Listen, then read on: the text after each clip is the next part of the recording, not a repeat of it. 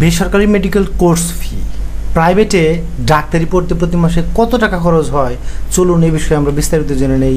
যে প্রাইভেটের তুলনায় সরকারি মেডিকেলে পড়তে খুবই অল্প খরচ হয় সেটিও আমরা জেনে নেব। বেসরকারি মেডিকেল কলেজে MBBS পড়তে প্রতি মাসে 10,000 টাকা টিউশন ফি লাগে।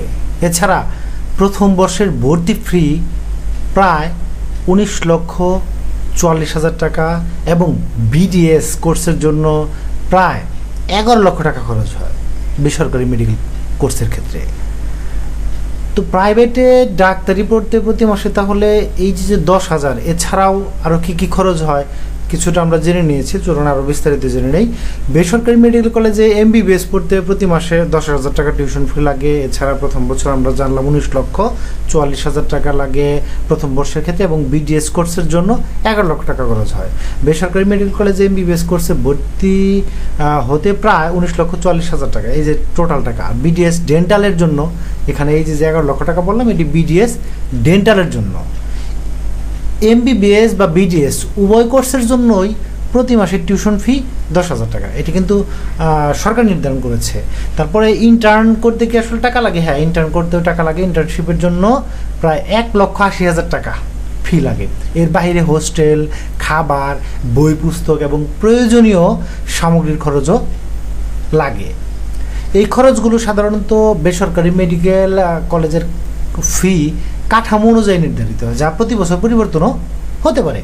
MBBS ডাক্তারি পড়তে কি মেলা টাকা খরচ হয়? হ্যাঁ, মেলা টাকাই খরচ হয়। আসলে নর্মালি বিভিন্ন বিশ্ববিদ্যালয়ে বা মেডিকেলগুলোতে ভিন্ন ভিন্ন খরচ হয়ে থাকে, দেখা যাচ্ছে 8 থেকে 10,000 টাকা এরকম খরচ হয়। এবং আমরা যদি এই MBBS কোর্সের কথা বলি, মিনিমাম 25 থেকে 40 লক্ষ টাকা পর্যন্ত এই খরচগুলো লাগে।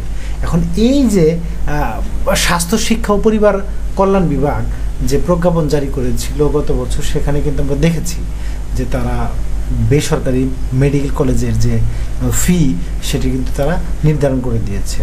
এবং এই যে ফি এবং ইন্টার্নশিপের যে টাকা, এগুলো আদায়ের পদ্ধতিও তারা বলে দিয়েছে। ভর্তি ফি এবং ইন্টার্নশিপের ক্ষেত্রে প্রথম ধাপে ভর্তির সময় 60% জমা দিতে হয়, দ্বিতীয় ধাপে 20% এবং তৃতীয় ধাপে অবশিষ্ট 20%।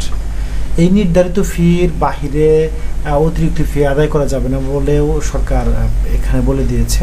এবং সরকার নির্ধারিত ফি ব্যতীত অতিরিক্ত কোনো ফি আদায় করতে পারবে না বিশ্ববিদ্যালয় কর্তৃপক্ষ বা মেডিকেল বিশ্ববিদ্যালয় কর্তৃপক্ষ। নির্ধারিত ফি আদায়ের যে পদ্ধতি তারা বলেছে তা 24-25 অর্থ বছর থেকেই কার্যকর হয়েছে। এখন কথা যে এত টাকা দিয়ে পড়াশোনা করে আসলে ডাক্তারের ফি, গরিবের ডাক্তার বলতে কি আসলে ডাক্তার আছে? আমরা জানি সরকারি যে ভিজিট আছে সেখানে প্রায় বিশেষজ্ঞ ডাক্তার যারা, তাদের ক্ষেত্রে 300, 150 MBBS এর ক্ষেত্রে, এবং কোনো দেখা যাচ্ছে সরকারি হসপিটালগুলোতে মাত্র 10 টাকা দিয়ে টিকিট কেটেই ডাক্তার দেখানো যায়। কিন্তু বেসরকারি ক্ষেত্রে ক্লিনিকে বা প্রাইভেট হসপিটালে যদি ডাক্তার দেখাতে যান, 1,000 থেকে 1,500 টাকা বা তার চেয়েও বেশি খরচে একজন ডাক্তার দেখা দেয়। সরকারি হাসপাতালের যে নিয়ম, সেই নিয়ম অনুযায়ী কিন্তু অনেক কম খরচ হয় একজন প্রফেসর বা অ্যাসোসিয়েট প্রফেসর বা অ্যাসিস্ট্যান্ট প্রফেসর এগুলি দেখানোর জন্য।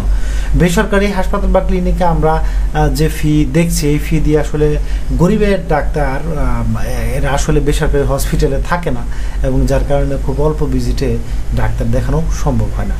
তো মূলত এই যে ডাক্তার, বড় বড় ডাক্তার, বাংলাদেশ সবথেকে বড় ডাক্তার যাকে বলা হয় তিনি কিন্তু ABM আবদুল্লাহ 1954 সালে জন্মগ্রহণ করেছিলেন। প্রখ্যাত বাংলাদেশের চিকিৎসক ও এমেরিটাস অধ্যাপক। তিনি শেখ মুজিব মেডিকেল বিশ্ববিদ্যালয়ের মেডিসিন বিভাগে চেয়ারম্যান হিসেবে দায়িত্ব পালন করেন এবং মেডিকেল অনুষদের 3বার ডিন নির্বাচিত হয়েছিলেন। চিকিৎসা শাস্ত্রে আমরা জানি যে প্রথম থেকে যে আবিষ্কার হয়েছে চিকিৎসা শাস্ত্র, চিকিৎসক হিপোক্রেটিসকে চিকিৎসা বিজ্ঞানের মূলত জনক বলা হয়। আধুনিক চিকিৎসা বিজ্ঞানের জনক আবার ইবনে সিনা কে বলা হয় মূলত আবু আলী হুসাইন বিন আবদুল্লাহ ইবনুল হাসান বিন আলী ইবনে সিনাকে মূলত। তো সরকারি মেডিকেল কলেজে বা বিশ্ববিদ্যালয়ে কি এত খরচ হয়? না, এত খরচ হয় না।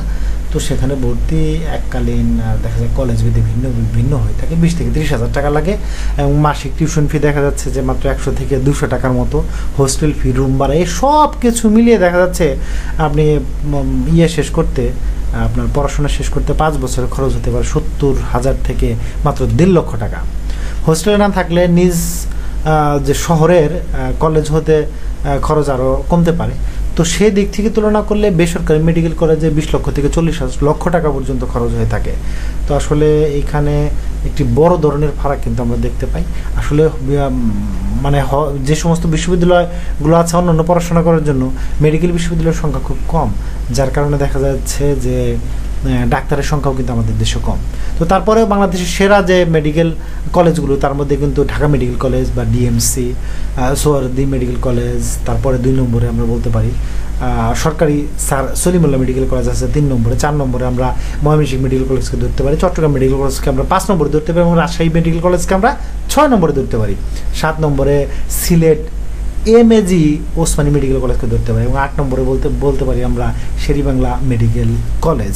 রংপুর মেডিকেল কলেজকে 9 নম্বর দেওয়া যেতে পারে, এবং 10 নম্বরে কুমিল্লা মেডিকেল কলেজকে রাখা যেতে পারে। এগুলো যে অবস্থান বা এই সম্পর্কে আরও বিস্তারিত যদি আপনি জানতে চান, ভিডিও ডেসক্রিপশনে যে লিঙ্ক দেওয়া আছে